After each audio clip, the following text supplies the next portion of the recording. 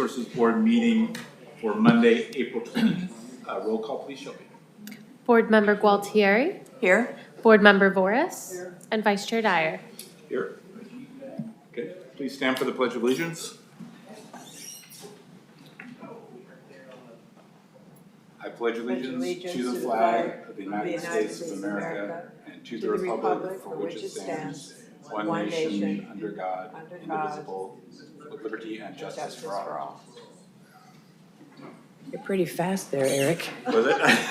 Faster than the audience. I know, I was like, You better slow I down. don't know about the unison part. Okay, now we'll move on to items that are not on the agenda, public appearances. So items not on the agenda, people may speak now about that. Is there anybody online? Yes, sir. Okay, then we'll move on to our consent agenda. And we have some regular meeting notes and then the consideration of the 2024-2025 Certified Local Government Annual Report to go to the California Office of Historic Preservation. Maybe I will pull that for a second for comment. Mr. Chair, I move the December 15th minutes of the meeting. There was one typo I saw. Jeffers was called Jefferson. I thought, I didn't know he was going to be a president, but that was the only typo that I saw, Shelby. Other than that, good job. Okay, we have a motion to approve the minutes. I second it. And we have a second. Roll call, please. Board Member Gualtieri. Here, Board, Board Member Voris. Aye. And Vice Chair Dyar. Yes. Okay, and I Motion did just passes. pull the Certified Local Government Report, just so you can briefly tell us how that went, and that we haven't had one for, I guess we did it the year before. It's something that's required annually, right? It's required annually. We've submitted one the past 2 years, I believe. It is one of the requirements that the city report out to the state. We're a certified local government, and so this annual report includes several different pieces of information. In years past, our main project was updating our historic context statement. So we were working closely with the state and providing drafts as we went along. This year, we haven't had a project of that scale, but we still do report on what properties we are adding to our inventory or removing. In this case, we also have our Mills Act is currently on hold, so we report that to the state. Did any board members have any specific questions about the content of the report? No, I didn't. no. I know it's probably our bad. I know one of the things you usually report is whether we've done any of our own continuing education or things. The board has satisfied the requirement of one annual training and Okay. ideally more, but Okay. we have met the minimum requirement. Okay, I guess just keep us up to date with what's available. Maybe we can jump on Certainly, it within the next year. The California Preservation Foundation does hold at least one relevant training per year, and the board is always registered for that And training. there was some discussion about trying to get that here, right? So I don't know if there's any latest news on that or whether Not this- yet. Okay. Okay, thank you. So I guess that's the remaining item to be approved by the board. Is there a motion? I move that we approve. The report? Second. Okay, roll call again, please. Board Member Gualtieri. Yes? Board Member Voris. Yes. And Vice Chair Dyar. Yes. Motion passes. Thank you. Okay, now we move on to public hearings, and the first item on that agenda is HE 26090, Stonehouse Terrace, consideration of a property owner-sponsored National Register of Historic Places nomination and a city-initiated determination of ineligibility for the listing on the Carmel Inventory of Historic Resources for the Reimers Stonehouse Terrace located at San Carlos Street, 2 southwest of 7th Avenue in the Service Commercial District. Staff report, please. Thank you, Board Member Dyar. I'll begin with a brief project timeline, starting with the receipt of a letter from the California Office of Historic Preservation, which I will refer to as OHP for short. In February 2026, city staff received a letter from OHP notifying the city of a review and comment period for a property owner-sponsored National Register of Historic Places nomination for the Reimers Stonehouse Terrace property, which has been agendized for review by the State Historical Resources Commission on May 7th, 2026. The property, which was developed in 1977, had not previously been evaluated for potential listing on the Carmel Inventory of Historic Resources. In order to facilitate the board's review and comment on the nomination, the city retained the services of Margaret Clovis, a qualified professional, to prepare an intensive survey as initiated by the department. The photo here shows the facade of the 1977 Olaf Dahlstrand building fronting San Carlos.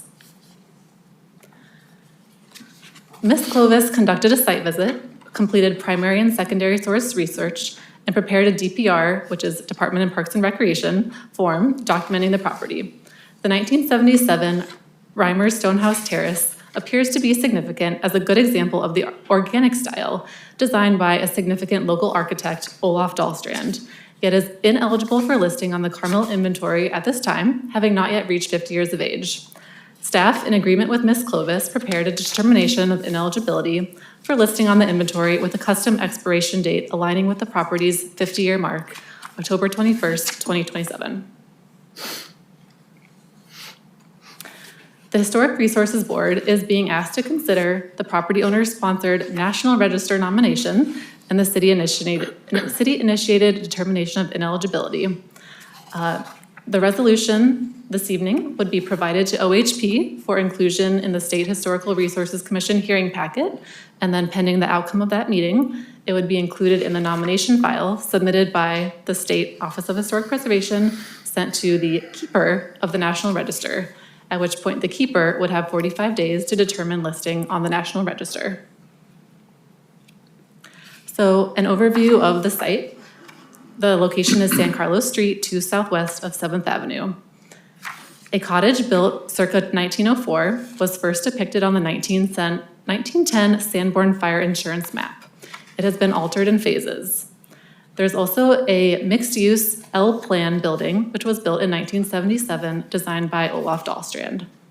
Here you can see Olaf's drawing there on the left and an aerial view of the L-plan building with the cottage tucked in the southeast corner of the site. I'll begin by describing the circa 1904 cottage. Original owner Ruth Milwain bought Lot 7 of Block 91 in 1904 from the Carmel Development Company.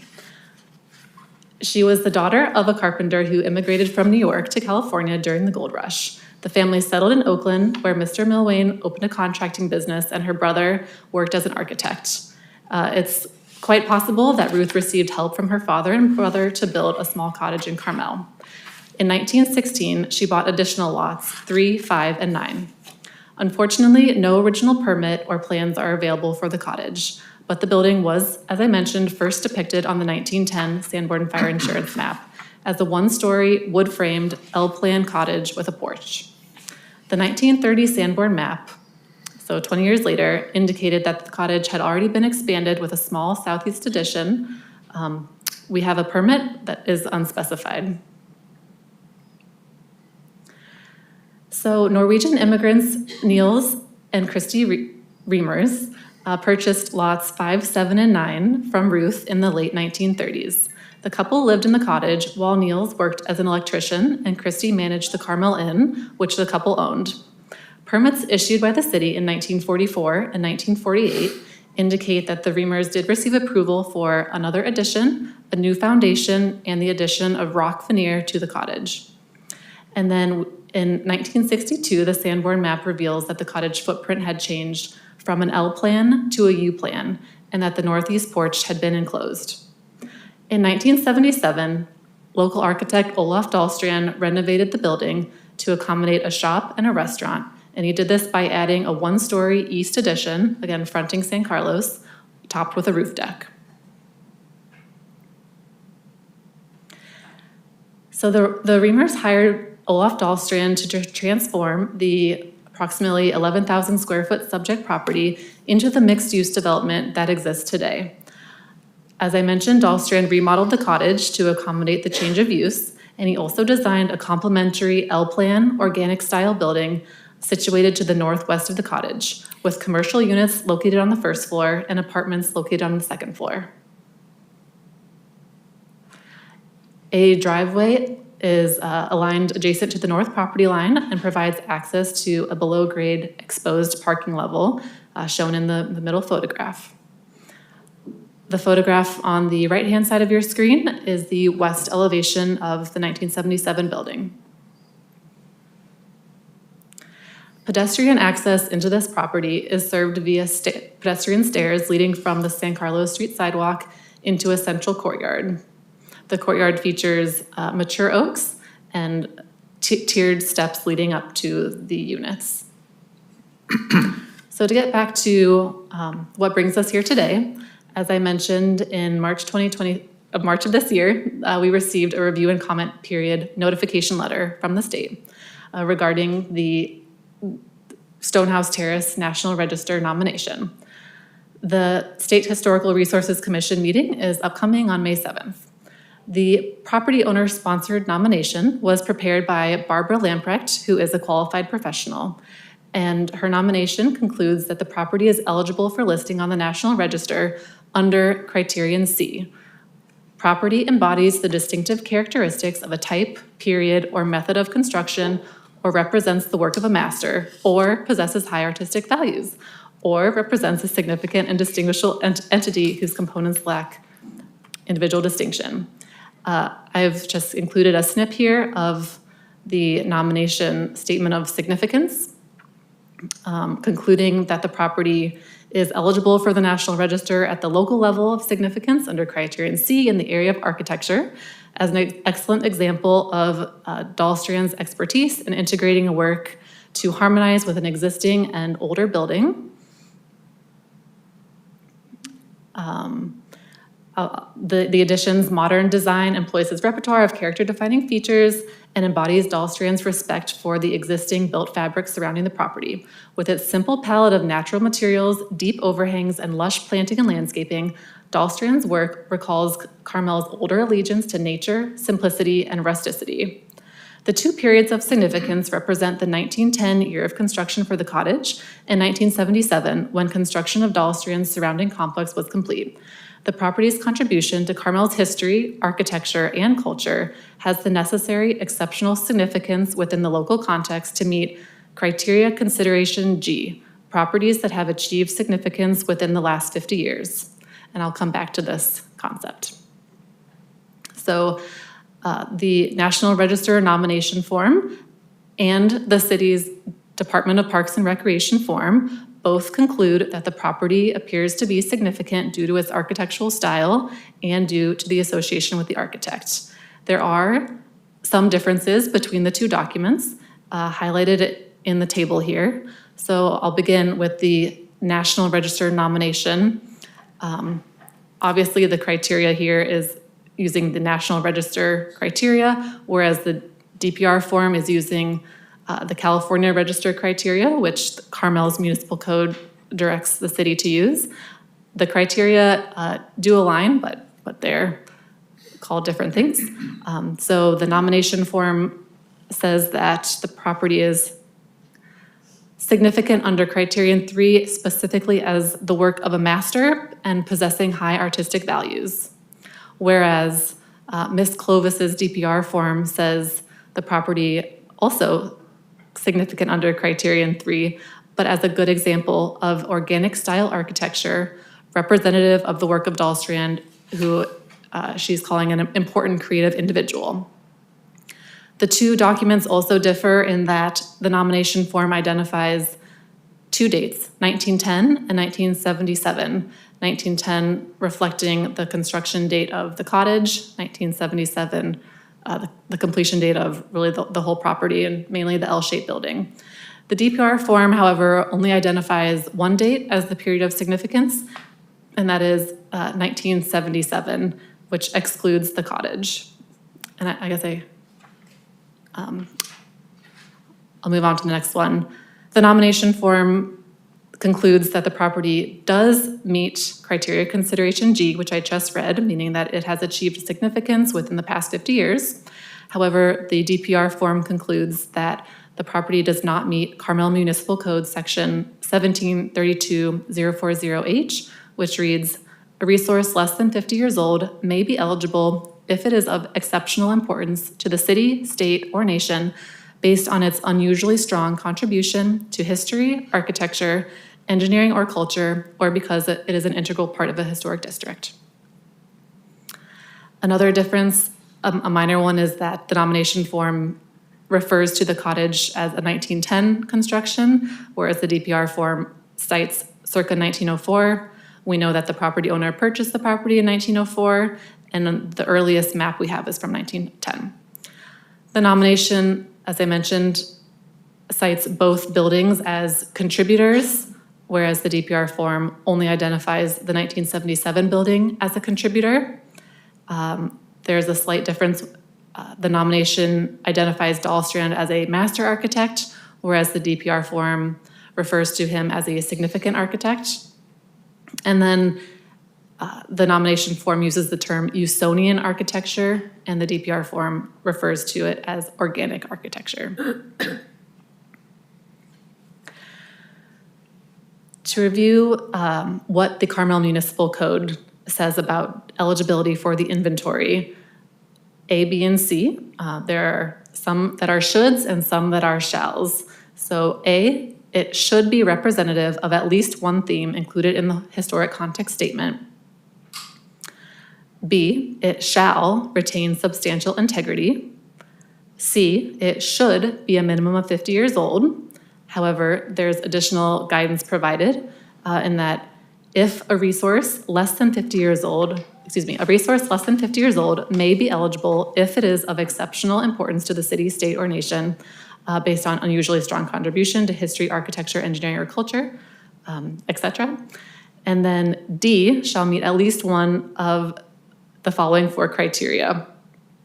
So of A, B, C, and D, this property was found by the city and the city's consultant to represent a theme in the historic context statement, retains integrity. It does meet at least one of the criteria on the right-hand side of the screen. However, it does not meet C because it is not yet 50 years old and does not appear to be of exceptional importance. Moving on to the criteria on the right there, it's criterion 3 that is relevant today, embodies the distinctive characteristics of a type, period, of a type. That is what we found to apply. Embodies the distinctive characteristics of a type. And it's a good example of an architectural style that is recognized in our historic context statement. Apologies for the small text, but I'm breaking down this criterion 3 into its 3 parts. So it's a bit of a run-on sentence. Criterion 3, you need to either meet part A, B, or C. Either it embodies the distinctive characteristics of a type, period, or method of construction, which it does. This building embodies the distinctive characteristics of the organic style, or it needs to represent the work of a master or important creative individual. And yes, this property does appear, because it was designed by Olaf Dahlstrand, who is included in the context statement as a significant architect. The second part of this criteria is met because it represents the work of an important creative individual. Whether he's a master or an important creative individual, either satisfies this part of the criteria. And then C refers to high artistic values. And this was something where the nomination form differed from the city's DPR form. As the city's consultant describes, National Park Service Bulletin 15 explains this third part of criterion 3, the high artistic values language, as follows. A property is eligible for its high artistic values if it so fully articulates a particular concept of design that it expresses on an aesthetic ideal. A property is not eligible, however, if it does not express aesthetic ideals or design concepts more fully than other properties of its type. And so the consultant found that in Carmel-by-the-Sea, The organic style is most fully articulated by the Walker House on Scenic Avenue by Frank Lloyd Wright, and the Reimer Stonehouse Terrace does not meet the third part of criterion 3 because it does not express the aesthetic ideals of this type more fully than the Walker House. So that's the breakdown of criterion 3. Regardless, criterion 3 is met and the property appears significant. And as I previously mentioned, the city recommends that the cottage does not meet the significance criteria due to little being known about the original circa 1904 design. We have no record of what it looked like beyond being a one-story wood frame L-plan cottage. Subsequent Sanborn maps and the permit record do provide evidence that it no longer looks like it did in the early 20th century due to numerous additions, a second story, enclosure of the porch, addition of stone veneer on more than one occasion, fenestration changes, the loss of a stone chimney. Due to the changes, no character-defining features can be identified for this building.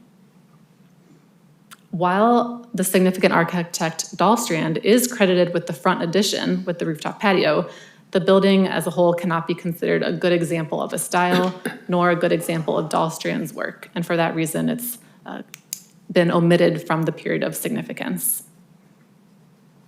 However, the 1977 building does exhibit several of the key organic style features described in our context statement, including a low-pitched, hipped roof system with wide overhanging boxed eaves, the use of modernist construction methods, including natural and local materials, wide expanses of glass, and the central courtyard that links the old and the new buildings.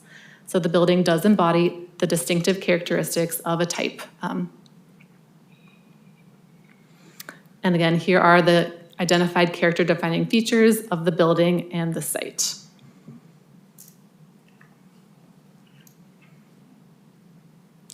A brief bio of Olaf. We included a biography in the historic context statement, and then his archival documents are located at the UC Berkeley College of Environmental Design, which also has a biography of him published on their website. We can come back to this if requested. Locally, he's known for designing the Mid-Valley Shopping Center, constructed in 1966. This property was recently evaluated by the County of Monterey as a potential historic resource, and the Monterey County Board of Supervisors ultimately rejected its historic designation in June of 2022. Within Carmel-by-the-Sea city limits, Dahlstrand is credited with the design of the Carmel Plaza, shown there in the drawing, the Wells Fargo Bank, the Crocker Bank, which is now the Park Branch Library, as well as the Nielsen Brothers Market. And presently, no Dahlstrand design buildings are listed on the inventory, simply due to the era when the city was surveyed. These buildings, I don't believe were included. The former Crocker Bank was recently evaluated before a project, and the building was found not to retain integrity, so it was not eligible for listing. The organic style, there's several designers and architects locally who worked in this style. John Konigshofer, Mark Mills, Albert Henry Hill, Rowan Maiden, and Olaf Dahlstrand. One notable characteristic of organic architecture is dramatic roof forms, sheltering buildings constructed of natural materials, carefully set within the surrounding landscape. Here you see a few of our local examples of this style. So having confirmed that the property does appear to be significant for its architecture and architect, we then move on to an evaluation of integrity. Essentially, does the property still look like it did, and does it still convey its significance? There are 7 aspects of integrity, and in order to retain an integrity, the property should have retained a majority of its character-defining features. So as I mentioned on site, the 1977 building has really undergone very few changes over the years. We do have a permit record of some re-roof projects. We also know that a An ADA lift was installed, shown in the right-hand picture there, in a sensitive manner. And the stairs were ever so slightly redesigned. However, all in all, the property retains integrity. It's in the same location. In terms of design, it's still a commercial building with the hipped roof system, wide overhanging boxed eaves, and a variety of fenestration types and patterns. It retains integrity of setting. It's still in a commercial setting. That has not changed. Integrity of materials, such as the redwood, stucco, and chalk rock siding has been retained. Workmanship, it's still, the workmanship is still visible due to the chalk rock siding and various construction details. Integrity of feeling has been retained. It still has its physical features conveying its historic character. And association is not relevant in this case. So a quick note about construction date, as I continually have been referencing 1977, I think it's important to note that Olaf's drawings and renderings are dated 1976. The Carmel Planning Commission approved the project in 1976. Our digitized property file includes a reference that specifies October 21st, 1977 as the recorded project completion date. A conflicting reference cites 1978, but no month or day is specified. And then the Monterey County Assessor lists 1978. So based on the information available, it can safely be said that the project was not completed in 1976 and has not yet reached 50 years of age. Staff selected the October 21st, 1977 date as the best date that we had available.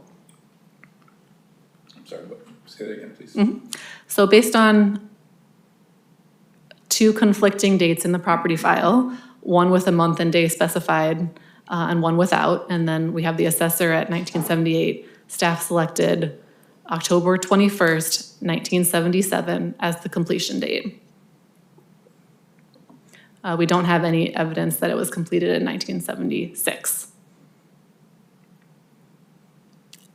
So the general plan does speak to historic preservation. Essentially, it refers to this concept of 50 years generally being necessary to develop sufficient historic context to understand properties. Of course, it also says that decision makers have the discretion and ability, based on the recommendation of a qualified professional, to determine that resources less than 50 years old are historic, because sometimes a younger resource does rise to the necessary level of historic significance.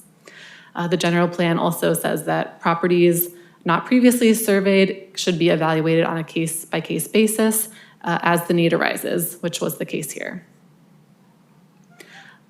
These are the code references that I did already read off that speak to the 50-year threshold and the required finding if it is less than 50 years old. The city's consultant and staff did not find that the property rose to the necessary level of exceptional importance. However, when it does reach 50 years of age on October 21st of 2027, it would appear to be eligible for listing on the inventory. The National Register nomination made a different finding under National Register Criterion Consideration G that the property has achieved significance because it's of exceptional importance. So while every property is certainly evaluated on an individual basis, for context, in Carmel-by-the-Sea, no property has been listed on the inventory prior to 50 years of age. So when the Northern California Savings and Loan Building, presently the 7th and Dolores Steakhouse, was evaluated prior to its 50-year birthday, the Historic Resources Board did vote to add the property to the inventory. However, that decision was appealed to the council, and in 2020, the council made the determination that the property, which was constructed in 1972, did not yet qualify for the inventory and issued a determination of ineligibility with a custom expiration date aligning with the 50-year threshold. Because the Stonehouse Terrace is not yet 50 years old, It does not appear exceptional nor reflect any unusually strong contribution to history, architecture, etc. Staff recommends the board issue a determination of ineligibility with a custom expiration date, October 21st, 2027. As the National Register nomination is currently pending review by the state, for context, there are some 375 properties currently listed on our inventory, and only 4 are listed on the National Register of Historic Resources. They are the Carmel Mission, which was listed in 1983, the Flanders Mansion, listed in 1989, the Sunset Center, listed in 1998, and then the Walker House, listed in 2016. Additionally, the Jeffers House and the Hawk Tower, what is also listed on the National Register, even though it's just outside city limits. I included it here. It should be noted, because it's not very intuitive, that listing a property on the National Register is primarily honorary in nature, and here in Carmel, it does not secure any extra protections against alteration or demolition that are not already secured by the city's strong historic preservation ordinance.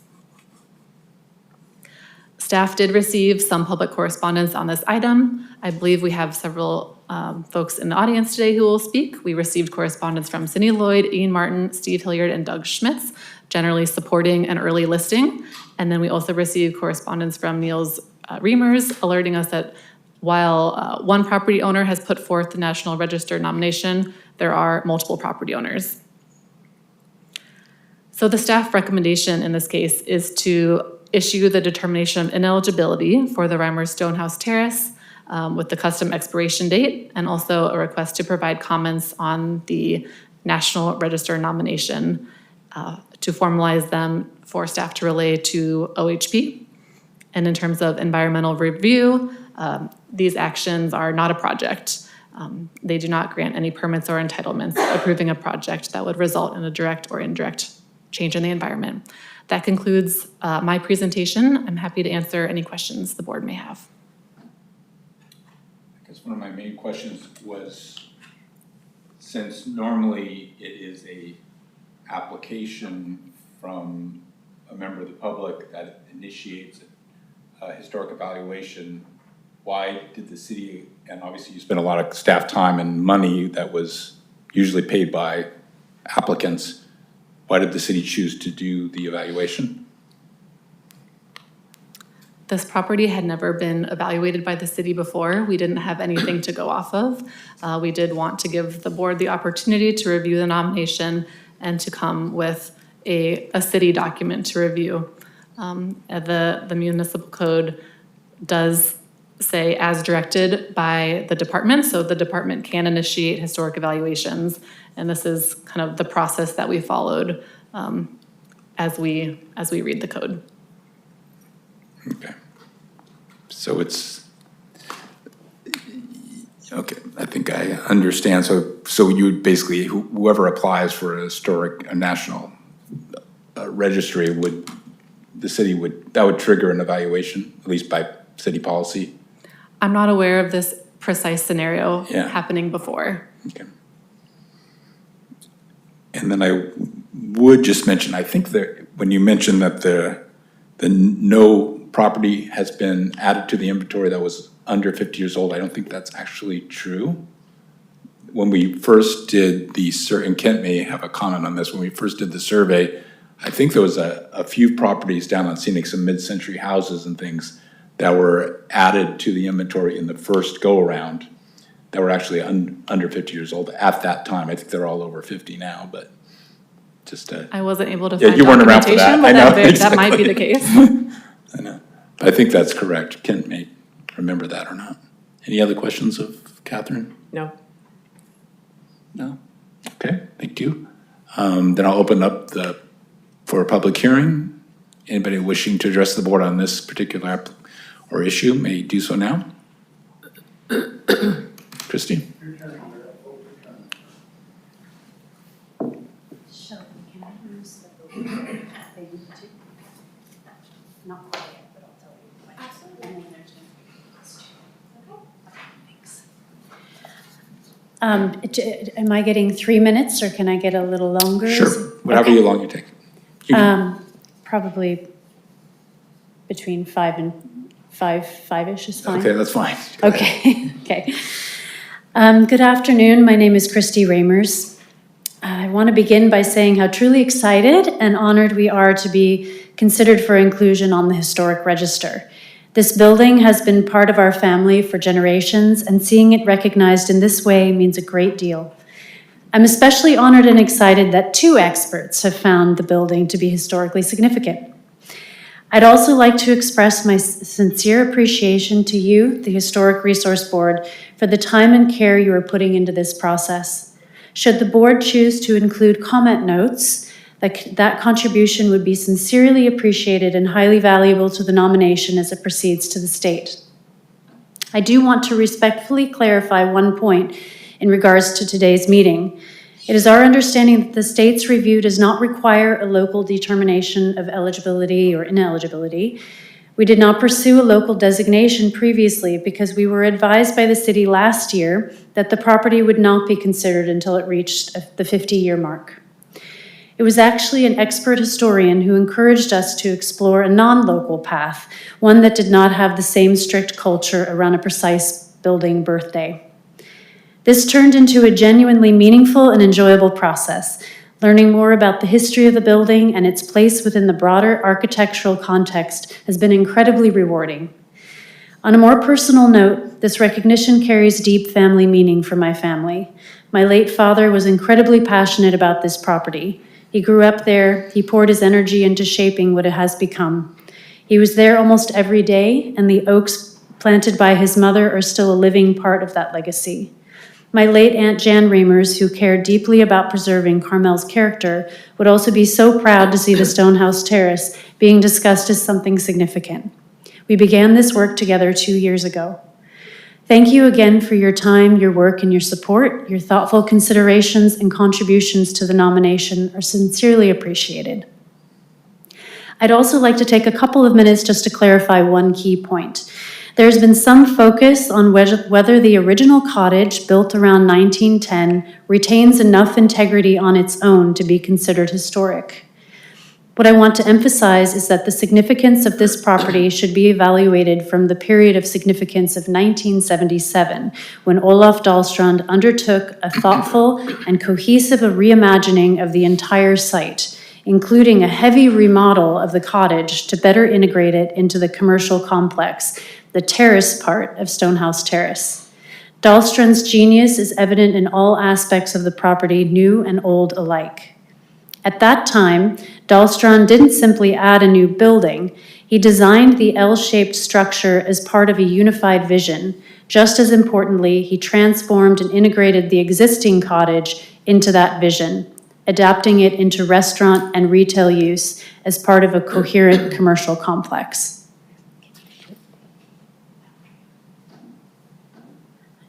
I don't know if there's a pointer thing, but so the cottage, as it exists today, isn't being evaluated as standalone 1910 structure. It is part of Dahlstrand's 1977 design. The 2 buildings together express that work. Here on the bottom, we have a picture of the original cottage. The window up top, and then can you pull it down so we can see the top one, is now the door to the outdoor patio of the restaurant. So you can see that whole addition there attached to the original cottage. So in this sense, the question isn't whether the cottage fully reflects its original condition, it's whether the 1977 design, both buildings as one composition, retains integrity as an example of adaptive reuse and regional architectural design. And then the other one. So my mom made an amazing scrapbook of the building of Stonehouse Terrace. There's also the little 2-year-old manager there running around. But you can see the original stone cottage and then all of the wood at the top left there. That's add-on in the back Top right is the add-on in the front. That is the, now the retail store, the antique shop. Also, bottom right is add-on in the front. Down, let's see, more pictures of the add-on in the front. This is the upper level. That's the deck for the restaurant, and then underneath there is the antique shop. This was dug down to create the antique shop. And then flip it, let's see if there's anything else on the back side. Okay, yeah, the top two pictures are the most important.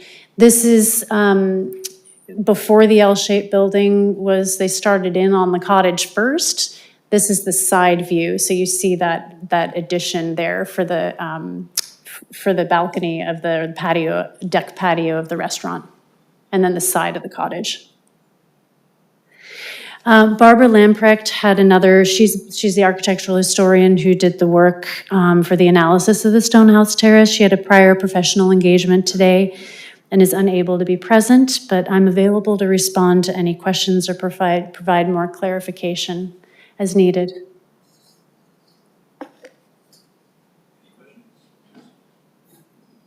Thanks. Anyone else wishing to use the word on this issue?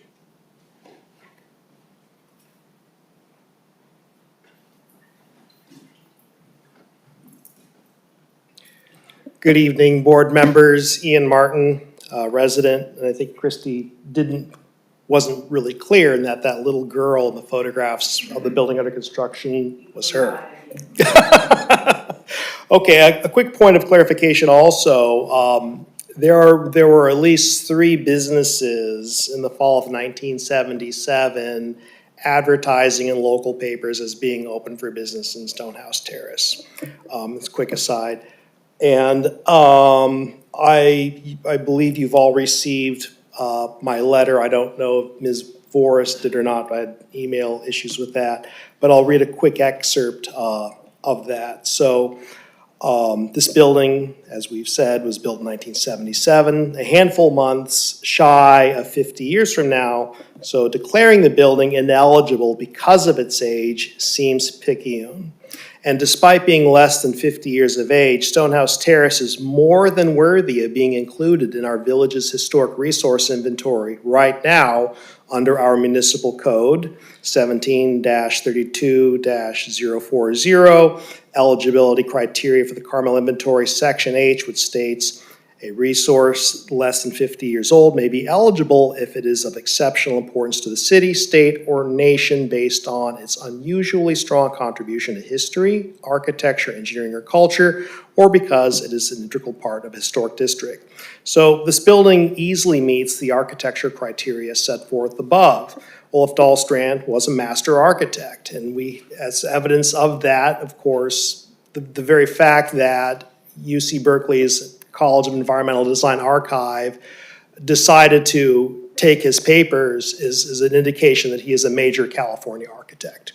It's an archive that has limited storage and limited capacity, and they decided that his work is worthy enough for preservation up there.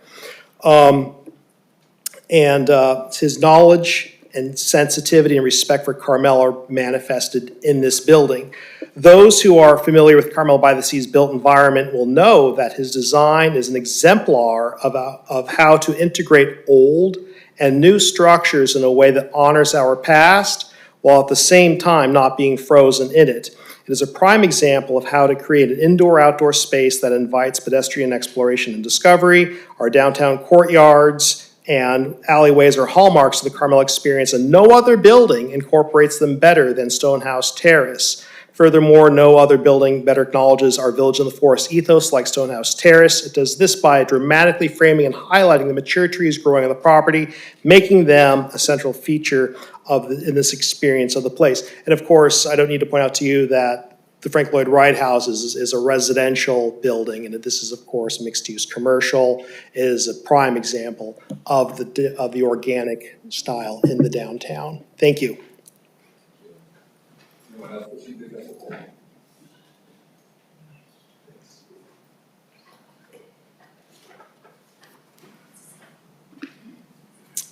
Good afternoon, Acting Chair.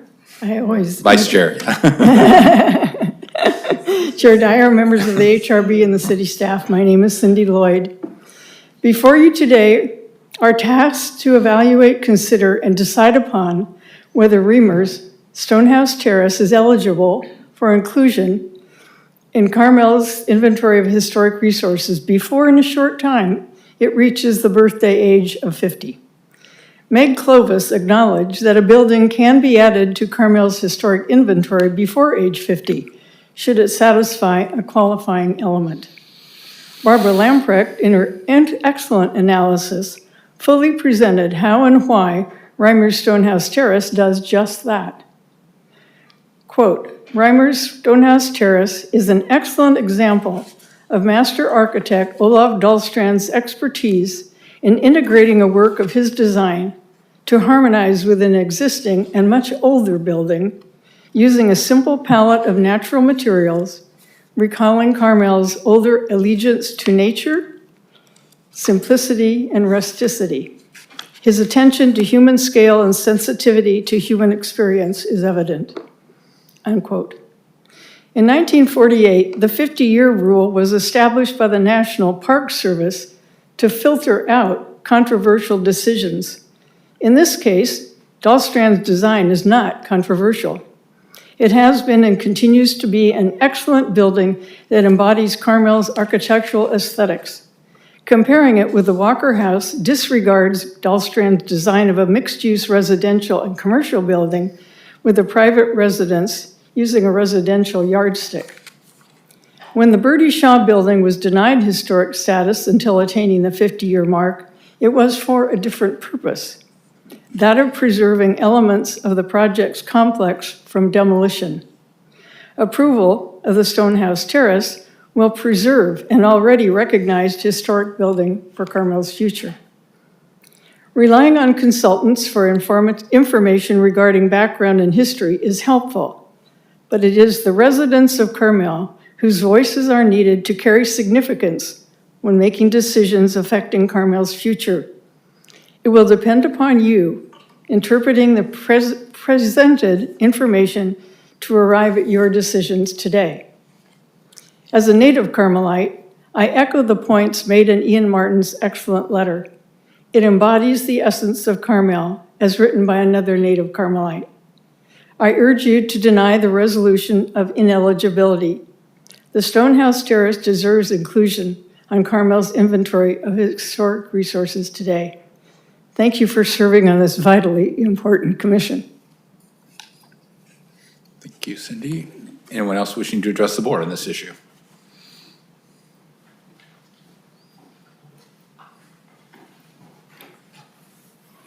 Good afternoon, Kent Seavey, Historic Preservation Consultant.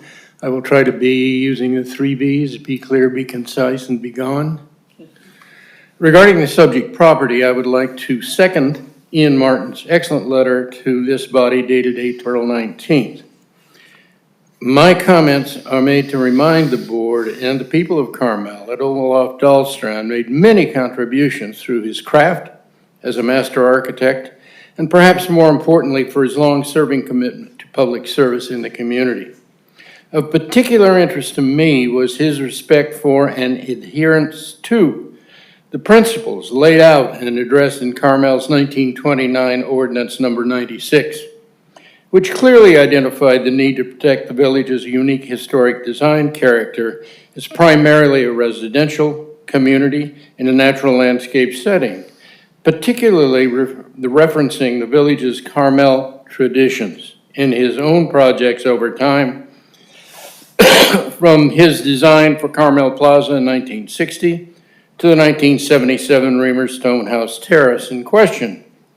The property has not been included in the current 25 historic context statement update. We looked at it, we wanted to, but they said no. Specifically because of a 50-year rule for such historic listing.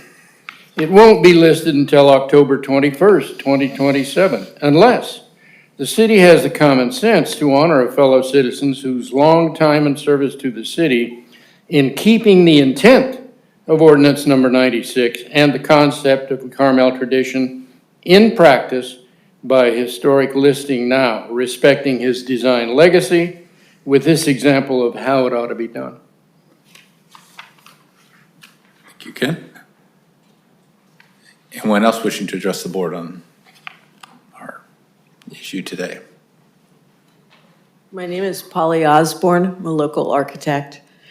I just want to say that often historical significance is ignored by the owner themselves. And in this case, you have owners that sincerely want this. And I think that should be encouraged hugely. And other than that, I think Ian and Kent have said everything that needs to be said. Thank you. And also, Christy. Thanks, Polly. Anyone else wishing to address the board? Is anyone online? No hands raised online. Oh, a few now. Okay. We'll start with Jason Rederer. Thank you, board members. My name's Jason Rederer. I'm speaking on behalf of Esperanza Carmel, a neighboring property owner.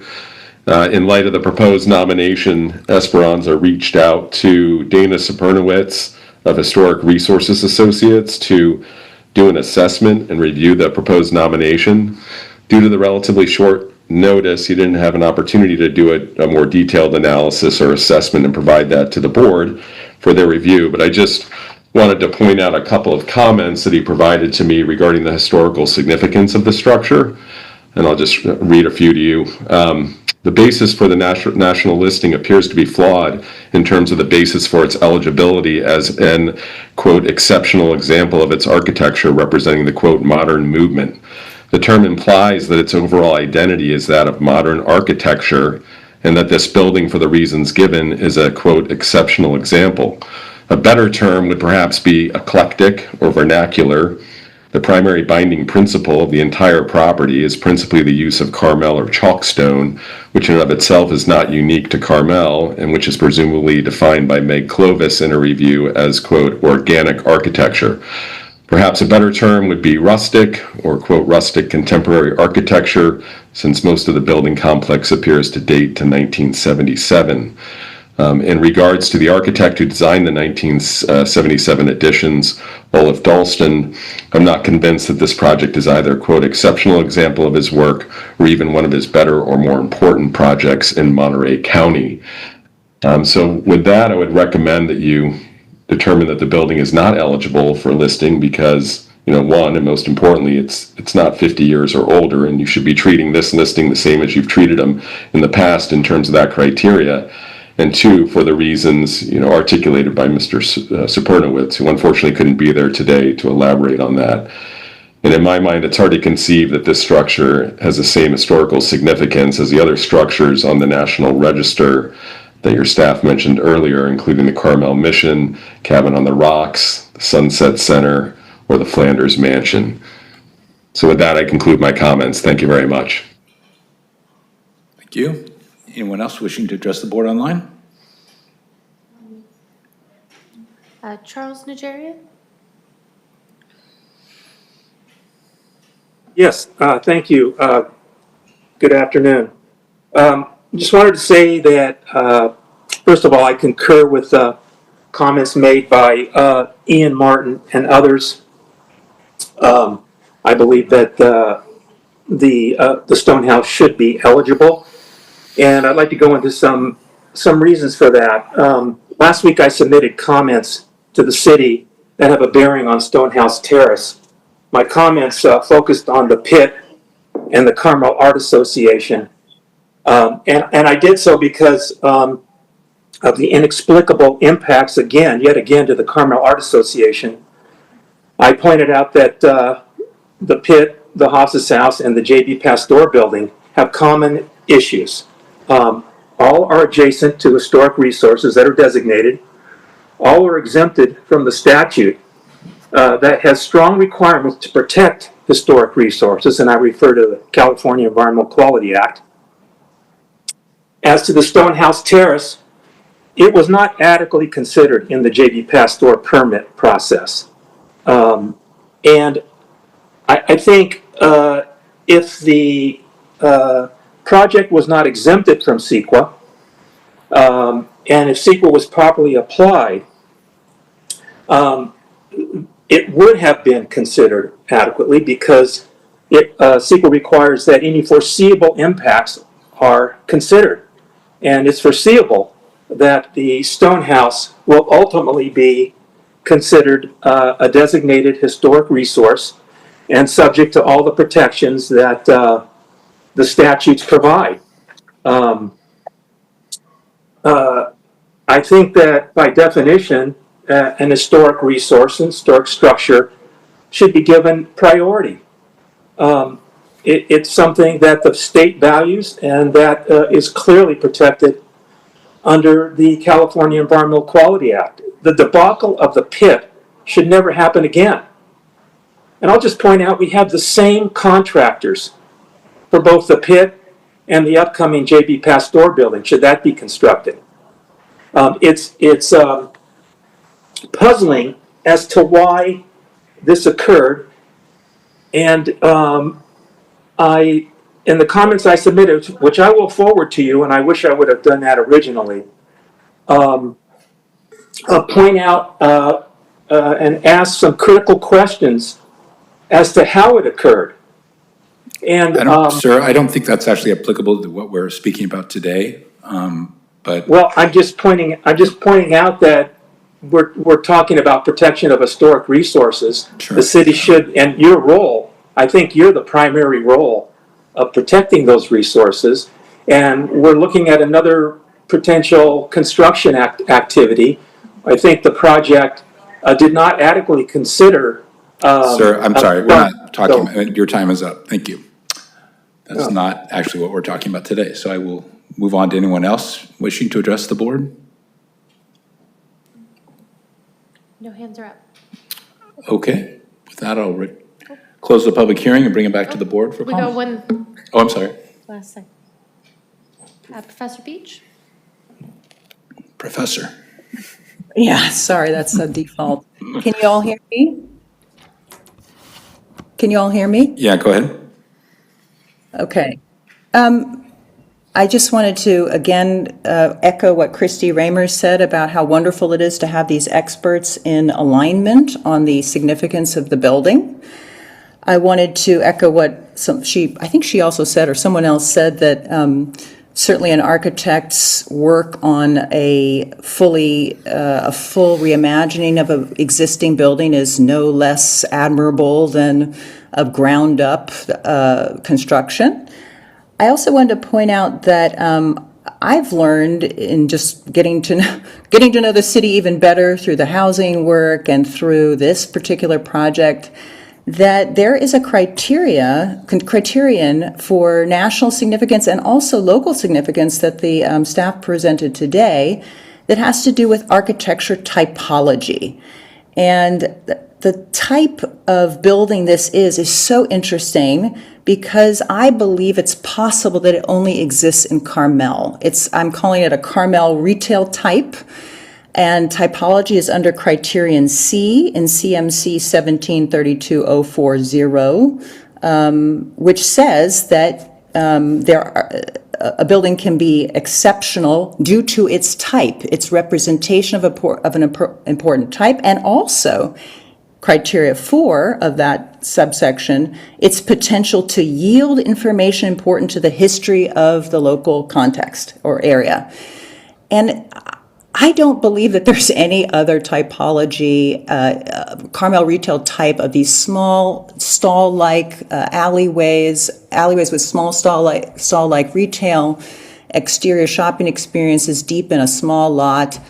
Olaf here has recognized a typology that's maybe 1 or 2 dozen of them in the downtown. And I believe he's the only person to have interpreted that typology in its full integrity and authenticity. There are examples. This is why I'm such a supporter of the national designation, because that is why many buildings are on our national registry, for their typological significance, For example, many people will not be familiar with this, but there's something called the Rookery building in Chicago, which is the oldest standing skyscraper. It has nothing to do with style. It is just the fact that it is a skyscraper that puts it on the national and local registry. So I think we have that here. And the other thing I just want to remind everyone is that the only thing you're really here to do today is to send comments or not to the national process. And I hope that the two reports from the two experts will help you do that. Or, of course, you don't have to do it at all. I think Christy has mentioned that she would like you to do it. I don't know why there's any action required on the eligibility or ineligibility of the local status. It seems to me that's sort of a unforced error if we box ourselves into that. But, if I certainly would support based on the typology and other things that were said today, a exceptionalism listing prior to the 50 years. Thank you. Thanks, Victoria. Anybody else? Online or in the hall today? Okay, seeing none, I'll close the public hearing. And before I bring it back to the board, I was remembering it shot up on our screen before we went into public comment, but there was issues about code sections that you brought up regarding the determination of ineligibility and when that needs to be provided. Do you want to just reiterate that or clarify that? IT, do you mind sharing my screen again? Just one moment.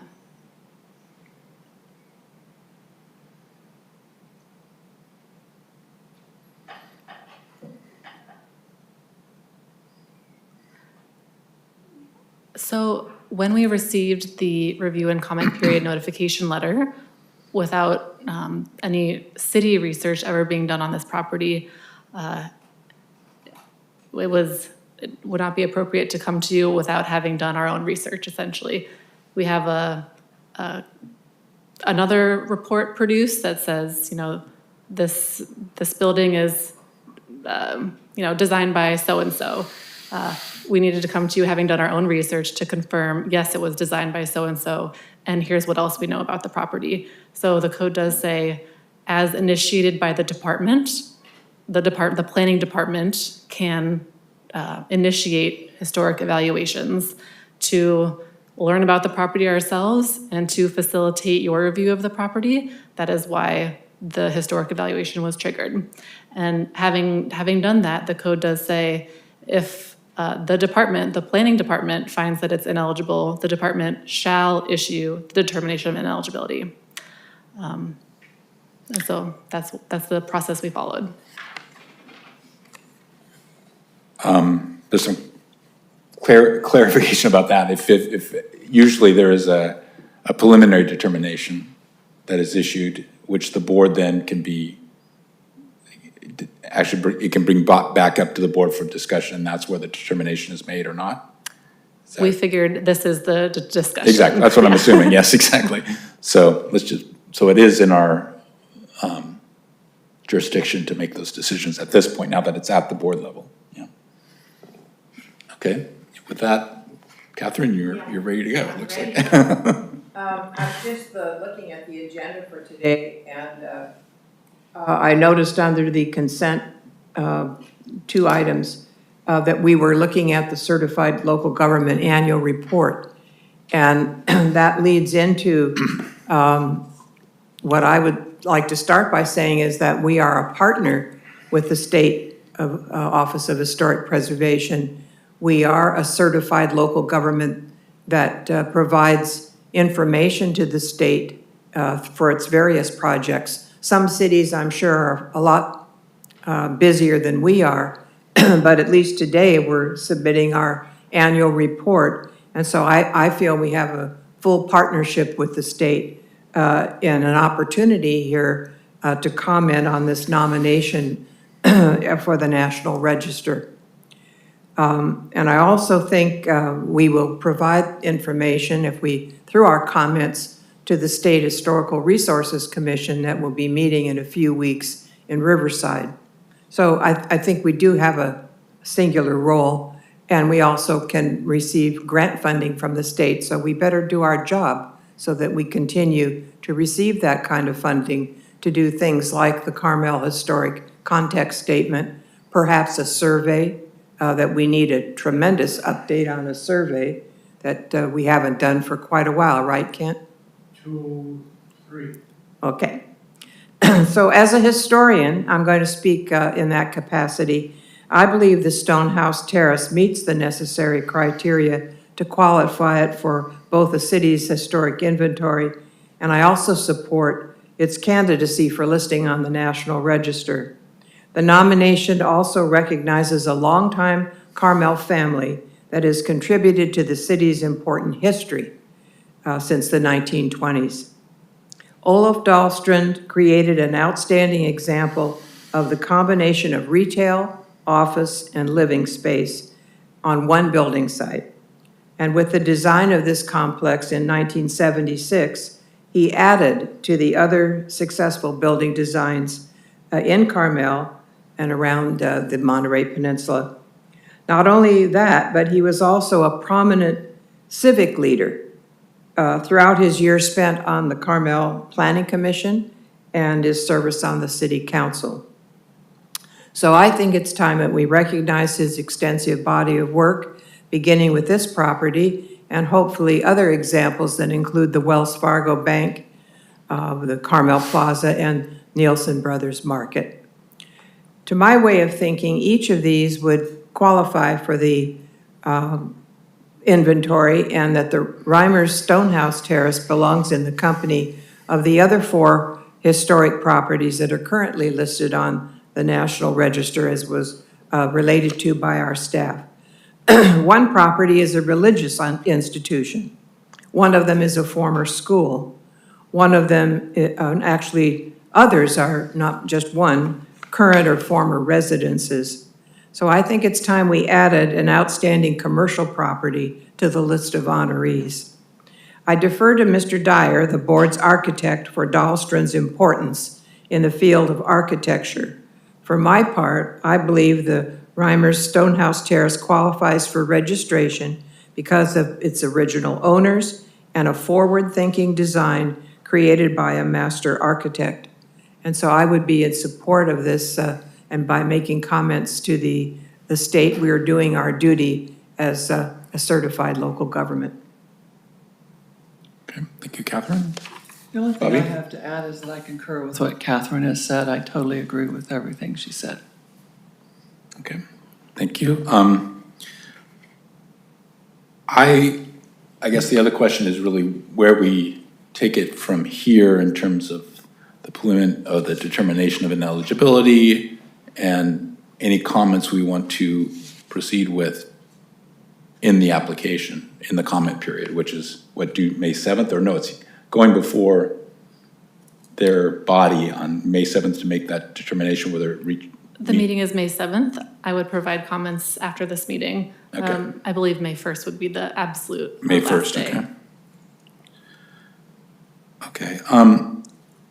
My comments kind of come down to, I concur, maybe architects think alike with Victoria's comments and with some of Christie's, is that I think actually one of the most important character defining features of the building and the type of building it is its relationship to the cottage, to the landscape, to the typology that I do think is actually very specific to Carmel, that hasn't been studied very well.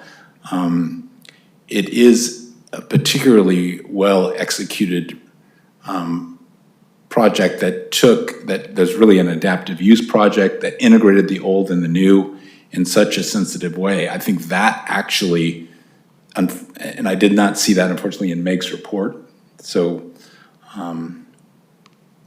I would like to maybe have her at the appropriate time, if we move on to a determination of eligibility, integrate that. And I think the National Register will probably review that and take that as one of the more important features of this building.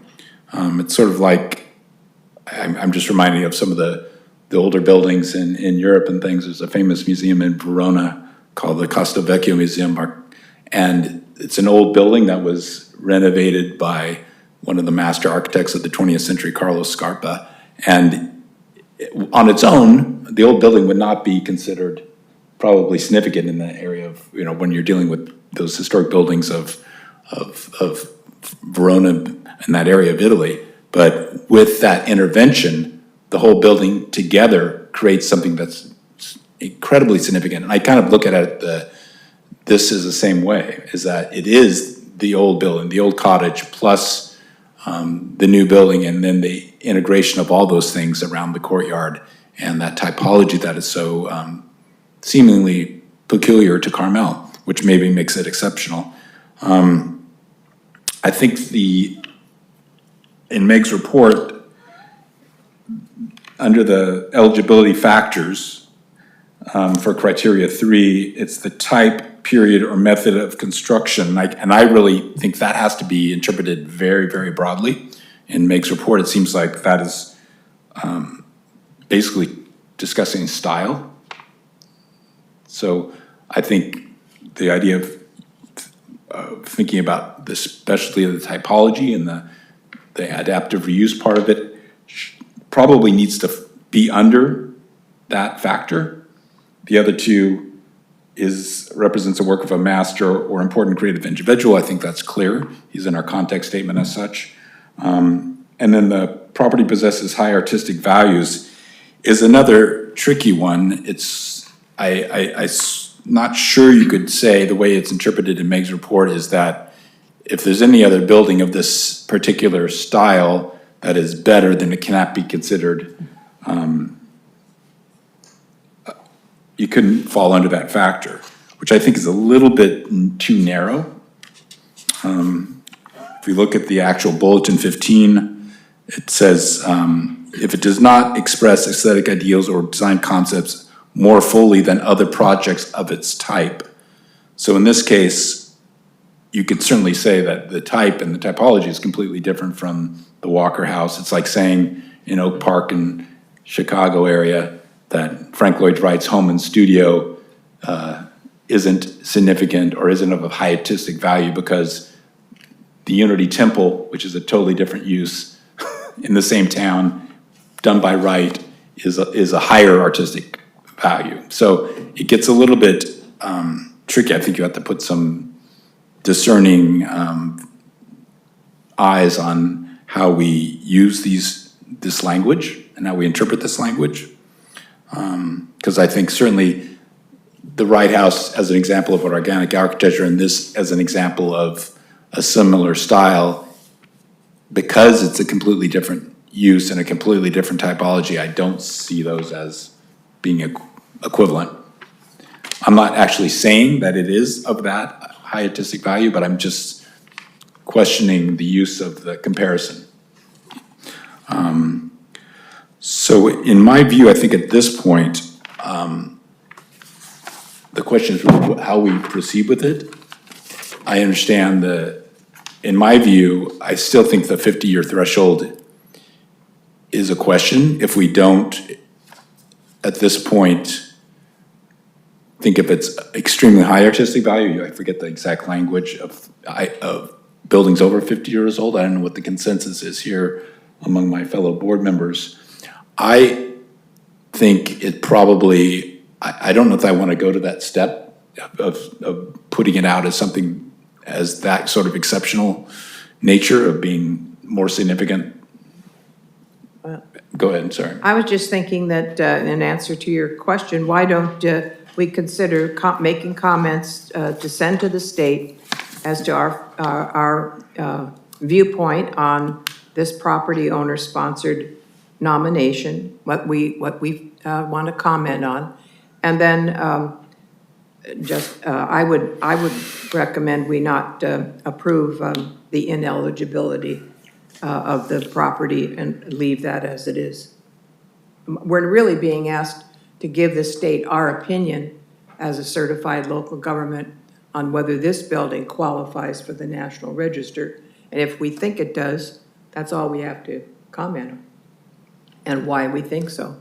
May I say something? Sure. What I'd like to add too is if the original census determined that some other buildings that were not 50 years old were still, which should still be considered as historic, that precedent has sort of already been set, I should say, and that maybe we should consider doing that. Okay. I feel at this point on the 50-year issue, and I think there needs to be more work done on our DPR, which would be put into the file as part of that. As I say, I think more work should be done in discussing the typology and the integration of the old and the new. That's so special with that building and the type of typology.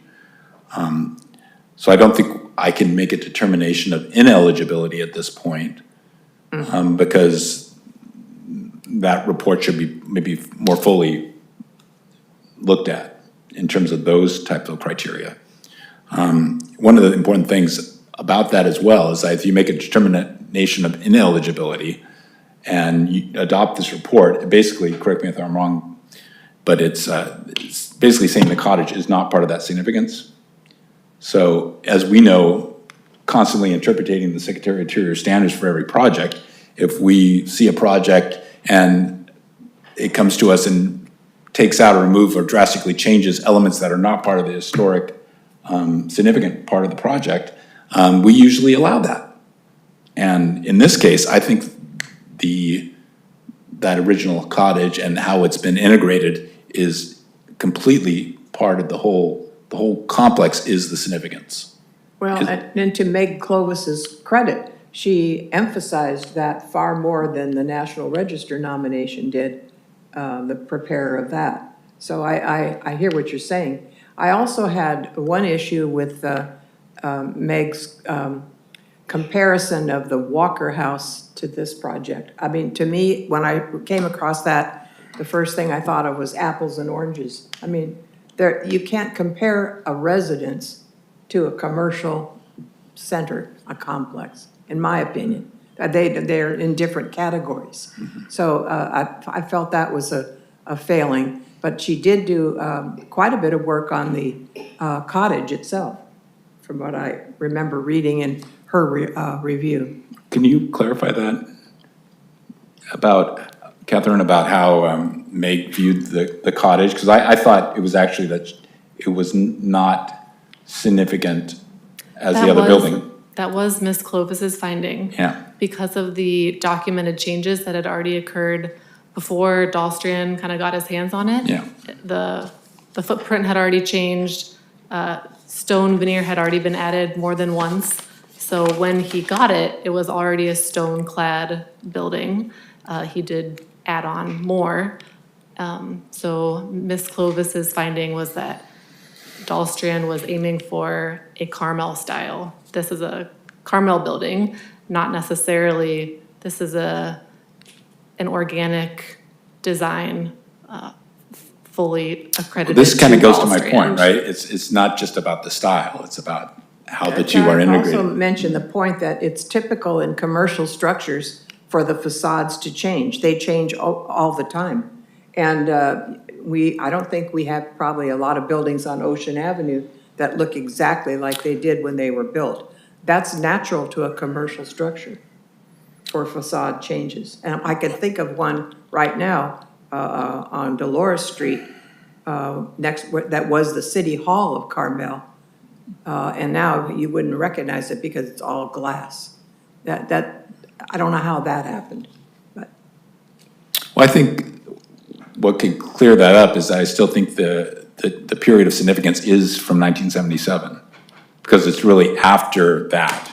And because you would, if you thought of the cottage as historically significant, which we really don't know at the time, that wouldn't have, that simply wouldn't be on the No, inventory, probably. probably not. Not every old house. And the way it's changed, you would say it lost integrity Right. anyway. So the that's point true. being that Olaf's integration of the whole thing is what makes it significant. And so the period of significance is from 1977, in my opinion. Okay, I can live with that. Yes, I can too. Okay. So again, I don't know if we have to make a decision on the significance of it being exceptional, being younger than 50 years old, to put it on the inventory. We don't have to vote to put it on the inventory. I don't think that's not what we're being asked to do. So I feel like in terms of getting the DPR right, we should take our time with that. We have, over a year, I guess, to prepare that report before it becomes 50 years old. So I would maybe, and correct me if I'm wrong, Catherine, but it seems like we're not ready to make that determination, and we can continue that for next I hearing. can edit the draft resolution to omit the references to the ineligibility, the determination of ineligibility. And as far as the section for findings to relate to the state, would you like to narrate them to me? And I'll take very close notes. And then, of course, the resolution will go to you for signature after this meeting. I'm just thinking of the best way to do that. I'm actually fairly comfortable with the application to the National Registry. So maybe it's as simple as saying that the members of the HRP here could vote on a motion that recommends it go on the National Registry, and that we support the application, including the report by Barbara Lamprecht. Right, I agree with that. Is that so you don't have to Right. go back and do all that? Is that a motion? You could make Yeah, a motion. I would like him to make that motion. Okay, I'll make that motion. Is that clear, Shelby? I don't know if that was, but. So we're making a motion to recommend the Stonehouse building go on the National Registry, and we support the application and the report by Barbara Lamprecht. That's a motion. That's a motion. Second.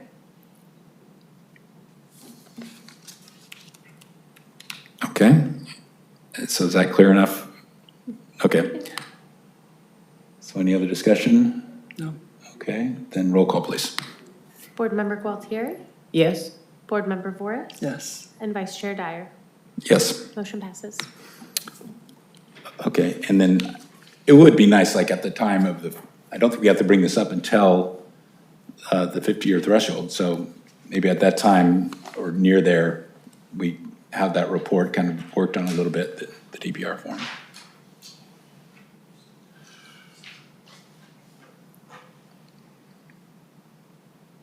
Well, thank everybody for coming. Thank you. It's nice to see real people in the audience instead of all online. You especially, Cindy, you have to come to more of these meetings.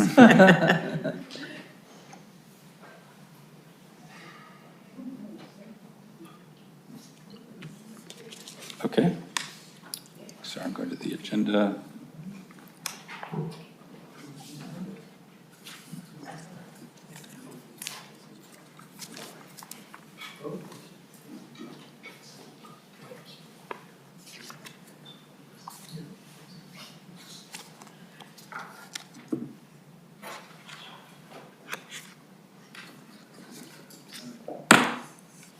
Just waiting for my agenda to come up here.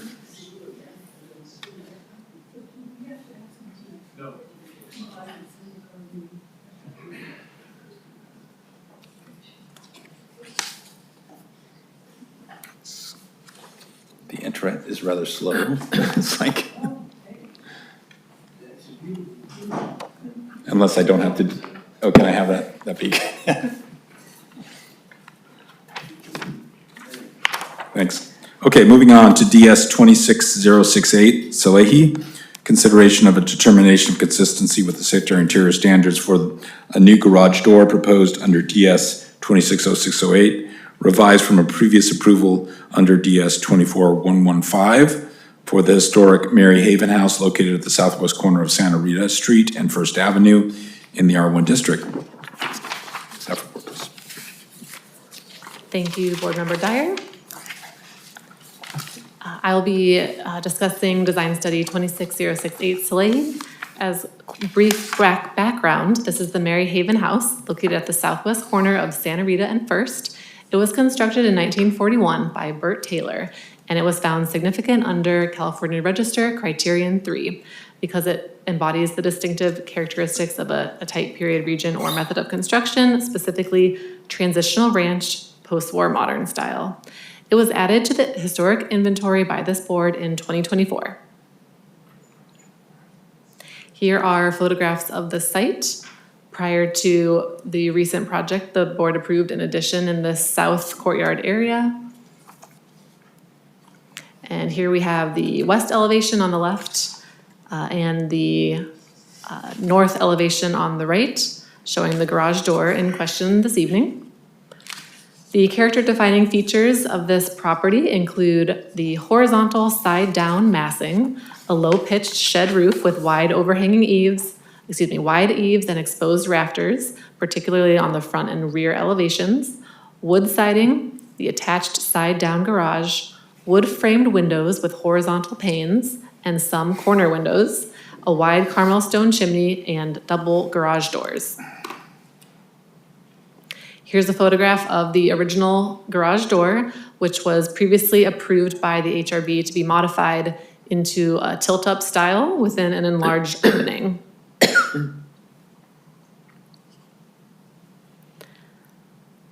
So the project revision before you this evening is to remove the original carriage-style doors rather than modify them and install a new roll-up door within the enlarged opening.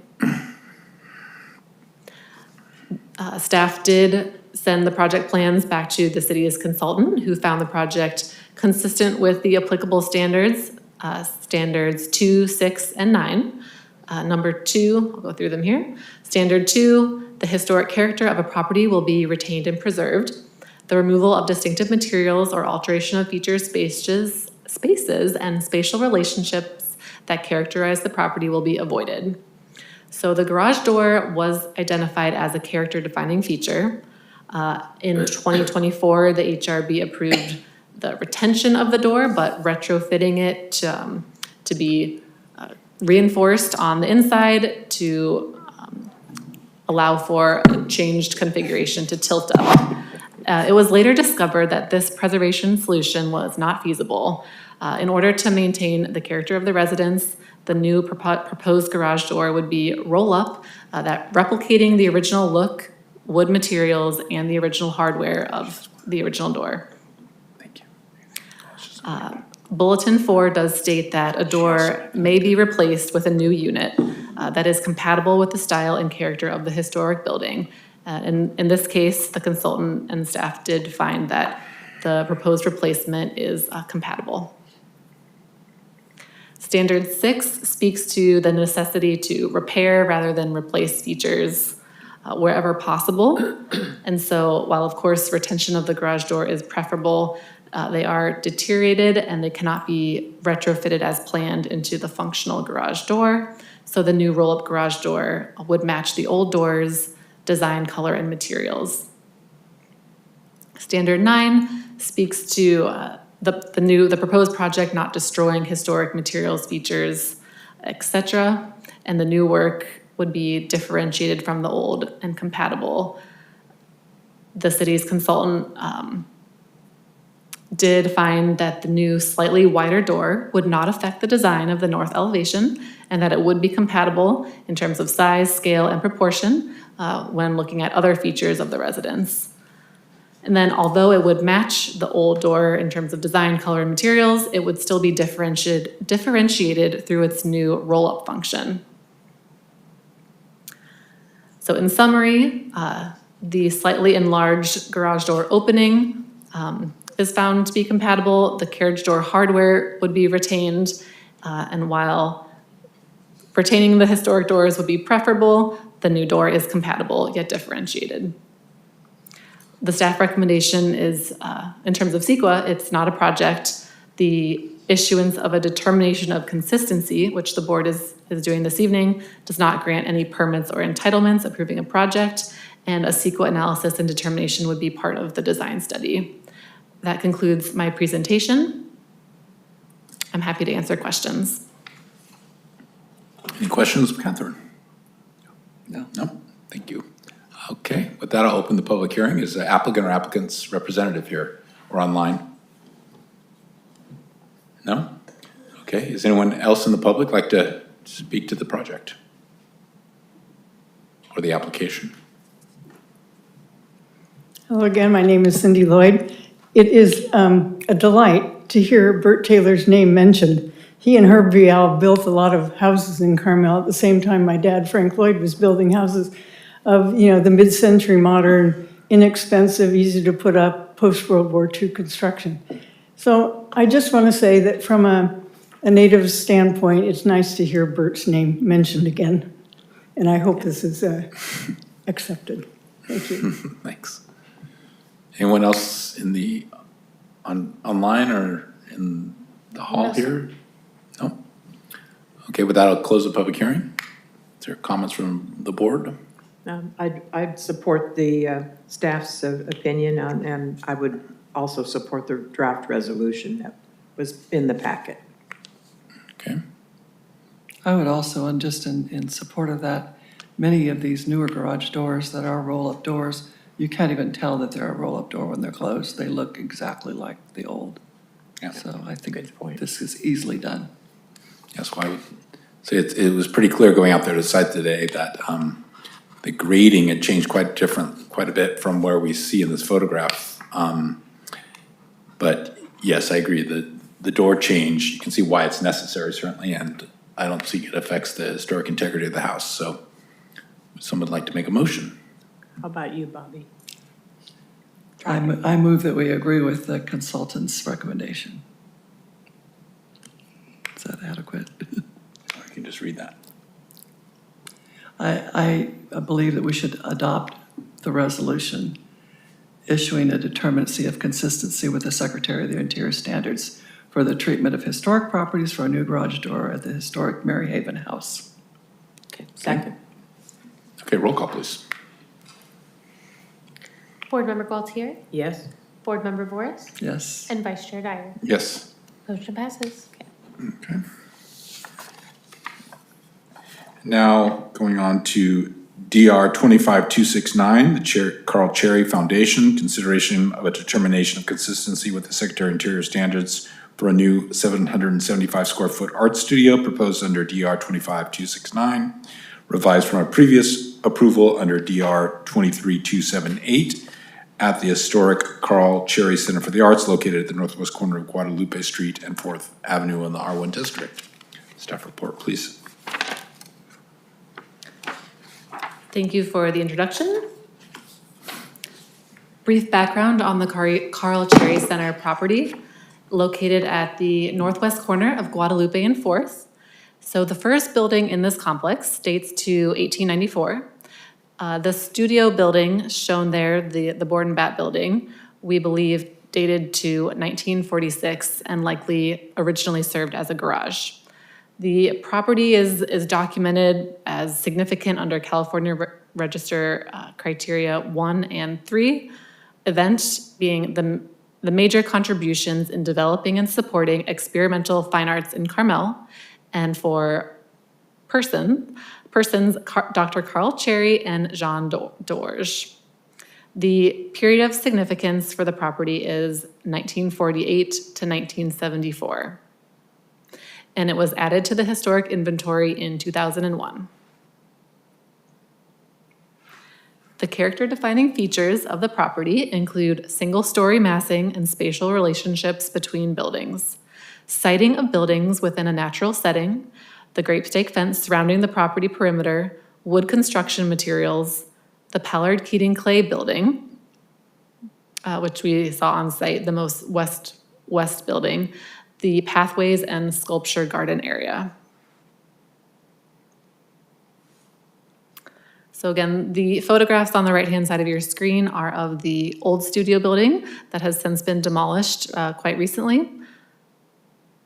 The story poles you see there reflect the prior approval some 2 years ago.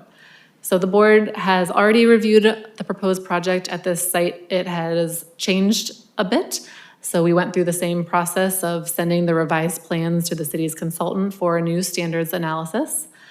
Clearly, the studio building has already been demolished, so that part of the project has been complete. They will also, no change should the proposal to remove the 36 square foot storage closet that we saw today. That's still part of the project. And removing the brick patio also is part of the project.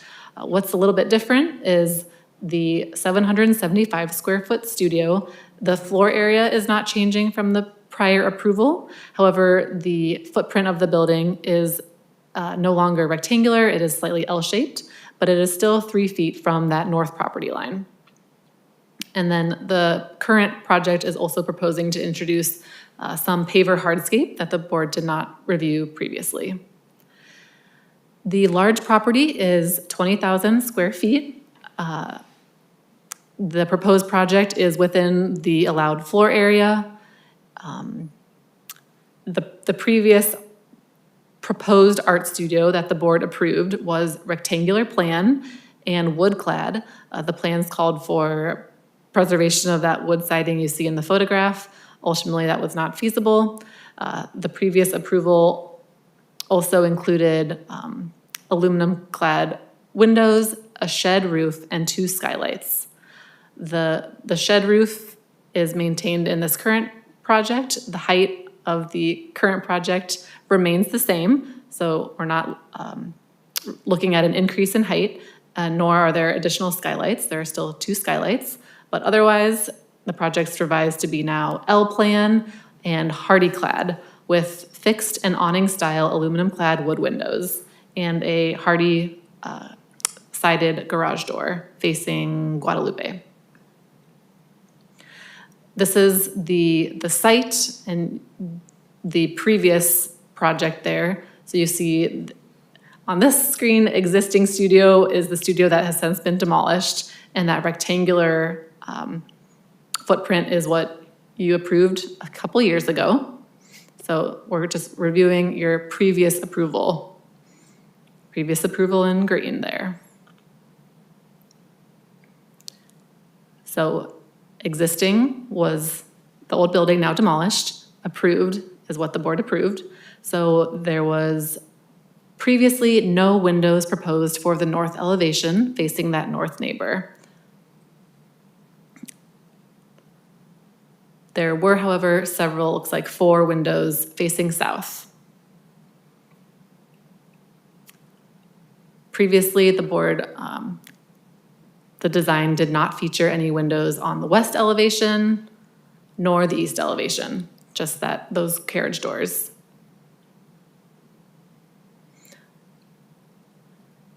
So now moving on to the current revised project.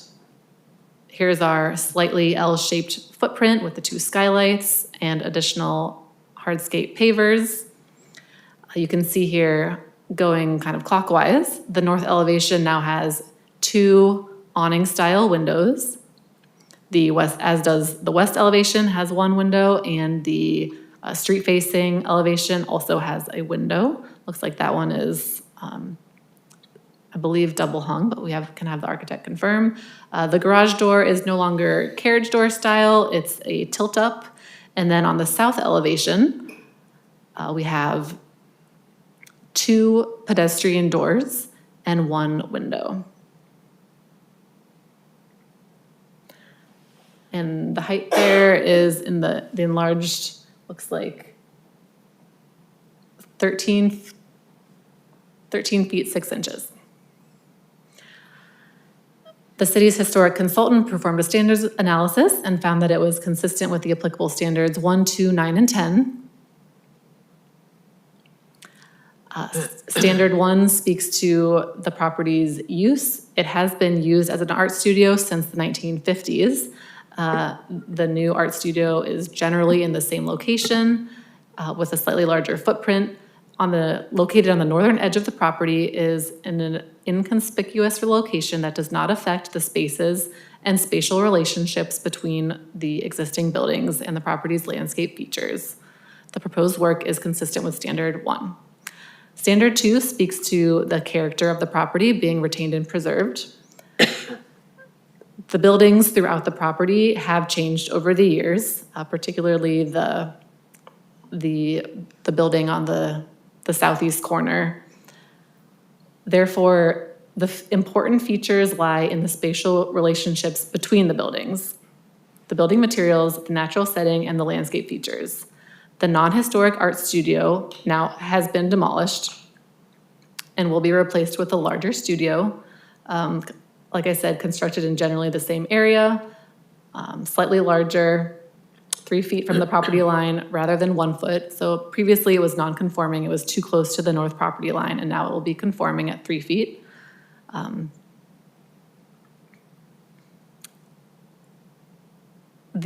Although the proposed building will be pulled forward from the northern property line, the slight difference in location does not affect the spatial relationships between all the buildings, and the work is consistent with Standard 2.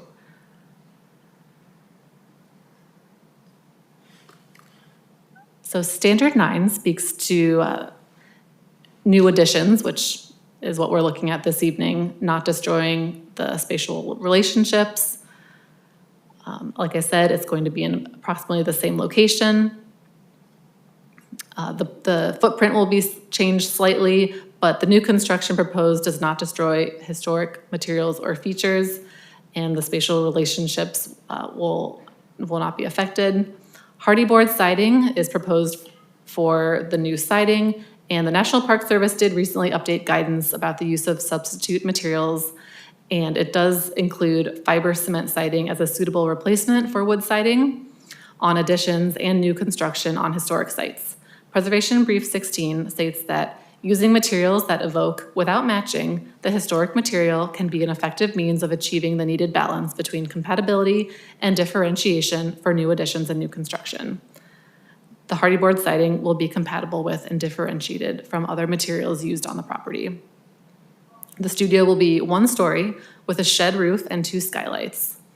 As I described, the plans now include additional windows that were not reviewed previously, but the design is compatible with simple features, size, scale, proportions, and massing of other buildings in the complex. And the integrity of the property would remain intact. Standard 10 speaks to, if removed in the future, the form and integrity of the property would be unimpaired, and the new art studio building is standalone, so if removed in the future, the integrity would not be impaired. We did receive public correspondence just this afternoon by, I believe, the north neighbor, Miss Hanzak, who may be joining us this evening, but she raises concerns about the scale of the building and has stated that it is more modern.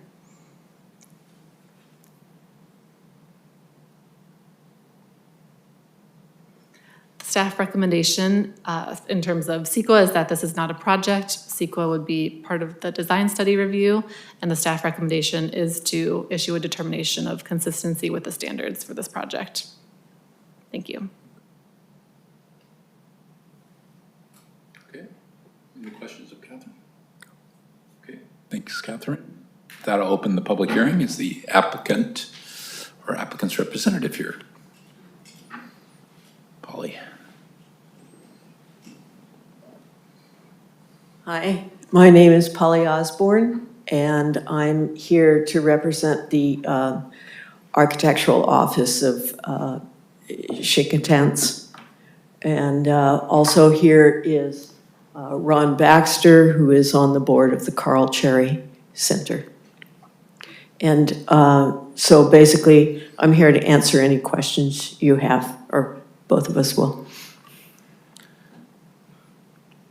I just had a quick question, not totally related to the historic significance of the project, but the height of the sills on the north side, are they, those are clear story windows, so they're above eye height, or are they? Yes. Okay, thank you.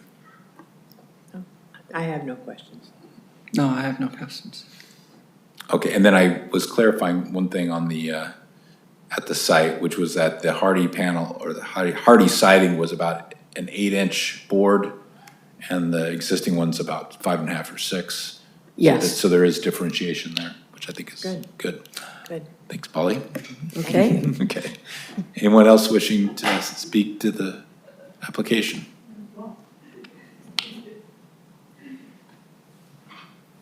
Good evening again. My name is Cindy Lloyd. I just want to say that I support this project, and I think the re-energizing of the Gualtieri Center has been absolutely wonderful in the last few years. So I think the board is to be commended, and I support the project. Thank you. Thank you.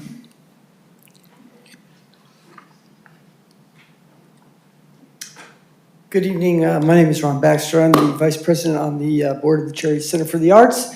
I think you did a wonderful job of proposing, addressing all the issues that I was going to try to raise. The Cherry Center for the Arts is really a fantastic jewel, I think, for the community, supporting arts and local artists. I hope that we can move ahead with this. It'll allow us to continue our mission to support the arts, as well as financially it'll assist us in the future as we move forward. So thank you very much. Thank you. Anyone else? We have someone online. Okay. Mr. Fujinaga? Hello? Hello. Yeah, okay, you can hear me? Yes, go ahead. Okay. So my wife and I own the property adjacent to the Cherry Center.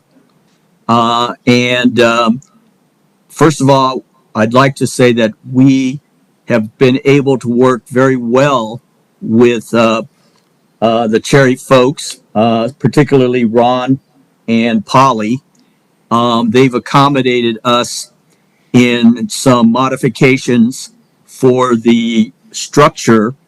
We have a window that currently faces the Cherry Center to the south, and the original design blocked our view of the outer space, and basically made it so that we look directly into a wall.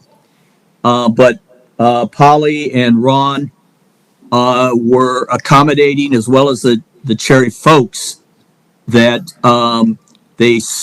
I may not be describing this correctly, but they sloped the roof line towards the south rather than towards the north where we are, which allows a little bit more of a view to the woods or the sky rather than to a wall. And I think the plans as it was presented to us a number of months ago conform to what I'm saying right now. And I just like to make sure that that is the case. And I think it is, but I just like to get confirmation from Polly or Ron that our window will not, or the view from our window will not be blocked by the back of the building. So that's all I have to say. But again, generally speaking, we are supportive of the project, as long as it accommodates us and we're not looking at a wall. Thank you. Okay, thank you. Polly, you had a response? Yes, hi Todd. Yes, we actually lowered that part of the roof and sloped it towards the higher part towards the south, so you'd get more light and more view of the trees above the building from there. So I hope we did what you like. That part of the design was specifically after talking to you. Okay, thank you, Polly. And it was kind of clear too, I think all of us at the site, that was the case when we were out there seeing the story poles and the netting. Okay, with that, anyone else wishing to address the board on this application? No, sir. No? Okay, bring it back to the board then, close the public hearing. Well, I think there's no question in my mind. All my questions that were answered when I was visiting the site and listening to the testimony. So I would support the resolution to for this approval of the new 775 square foot art studio approved under design review for the Gualtieri Foundation. Second that.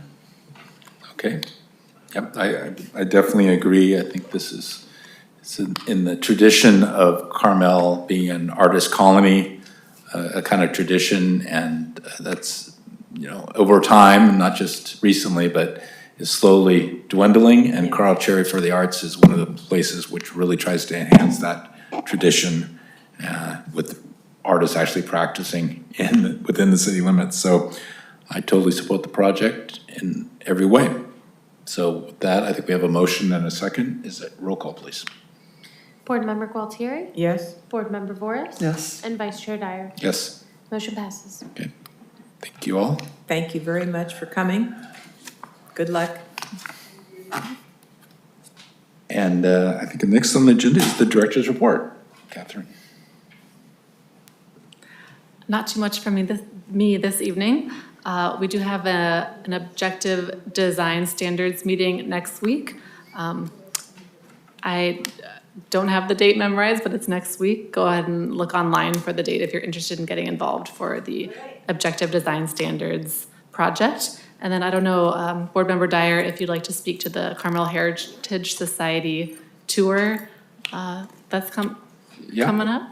And that is for Saturday, July 18th.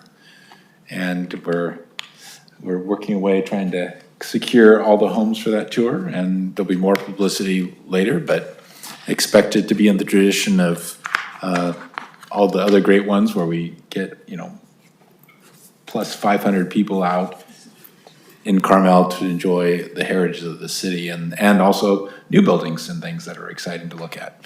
So this year, it's actually, the theme is called Designing Women. So it specifically looks at buildings designed by women in Carmel's history. So that's also especially neat. So be there. And online you can, I think, I don't know if tickets are available yet, but they'll be at carmelheritage.org and AIAMontereyBay.org. So thank you. I think it's a great combination to have the AIA with the community, Carmel Heritage. That has worked so well in the last few years when you've been doing that. And the Glad you're AIA has involved. made a big contribution. And you would have experienced it yourself, right? Yeah, and Bobbie, you're lucky to have your wonderful home on it. So thank you. Yeah. And then I would also mention anyone who is interested in historic preservation ongoings in the state should look into the California Preservation Foundation, getting on their listserv, as well as the Office of Historic Preservation, which does send out e-posts. So those are two good resources just to subscribe to. And that's it from me this evening. Thank you all. Thank you, Katherine. Any other comments from the board? Well, I just have a couple just items to think about. I don't know what the status is. I brought this brochure of the Francis Whitaker studio, the old Forge in the Forest, and I have no idea what's happened to the artifacts that were considered part of Whitaker's contribution to Carmel. But I was told there were photos, there was an anvil, there was the hearth, the bar, all historic objects. And I don't know if the city has any knowledge of what's happened to them, but it's one thing that seems very important that we somehow follow that and not just let them be taken to the dump. So do you know anything about it, Katherine? I do. Oh, The good. forge is still on site at the Good. moment. I believe it is partially holding up the ceiling. It's a pretty substantial piece. The anvil and other tools are welded onto the forge. So the Carmel Heritage Society is in talks with the developer over there, and the owner is supportive of the idea of finding a new home for them. I believe the Carmel Heritage Society president is taking measurements, and we're exploring a few options, but I don't have anything definitive to share That's yet. perfect. You're doing the right thing. Good. The society does not own the building that they're in, right? They just lease it from the city. The Heritage Society in the First Murphy House, no, it's a city property. That's what I Yes. thought, yeah. So the city would ultimately decide if something were to be moved onto that property.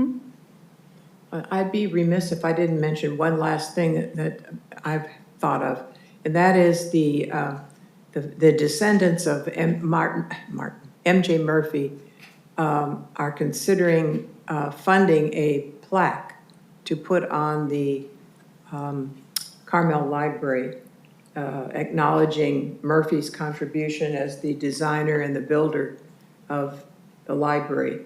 And I don't know when they hope to present that to the city. They intend to support it themselves, but they would like some sense of what we think of recognizing Murphy as the designer. So maybe on a future meeting, we should have that as just an item to discuss.